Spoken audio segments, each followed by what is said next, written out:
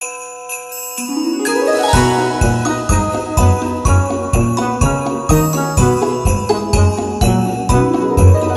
araw sa inyong lahat. Sa pagtatapos ng taong ito, tayo'y nagtitipon bilang isang lungsod na puno ng pasasalamat para sa mga tagumpay, magandang pagbabago at mga aral na ipinabaon sa atin ng mga pagsubok na ating hinarap.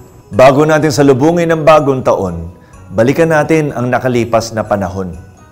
Ngayong taon, tuloy-tuloy pa rin ang pagbibigay natin ng tapat na serbisyo sa ating mga Q-citizens.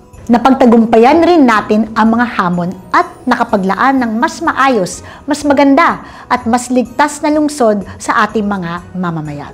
Kabi-kabilang pagkilalang ating nakamit, isang patunay na hindi lang ramdam ng mga Q-citizens ang ating pamamahala, kundi kitang-kita rin ng ibang lungsod, pribadong organisasyon at ahensya sa loob o labas man ng Pilipinas. Ang lahat ng ito ay ibinabahagi namin sa inyong lahat dahil kayo ang aming lakas at inspirasyon para magpatuloy.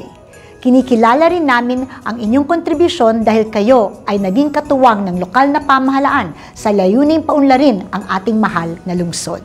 Ang bagong taon ay isang paanyaya na magtakda ng bagong layunin at pangarap. Pagkakataon natin ito para bumuo ng malinaw na direksyon para sa ating mga plano sa hinaharap. At sa ating sama-samang pagkilos, tsak na makakamit natin ang mga ito.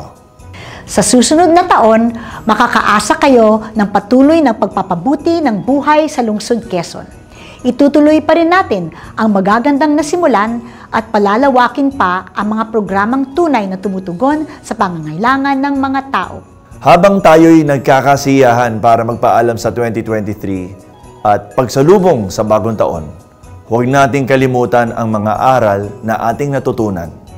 Ang tagumpay ay nagmumula sa mga pagkakamali at pagtanggap sa mga pagbabago.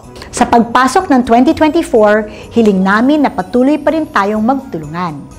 Gamitin natin ang pagkakataong ito na maging mas mabuting mamamayan, hindi lang para sa ating lungsod, kundi para sa buong bansa. Maligayang pagtatapos ng taon sa inyong lahat. Naway maging masaya, masagana, maunlad at maligaya ang darating na 2024. Happy New Year, Q-citizens!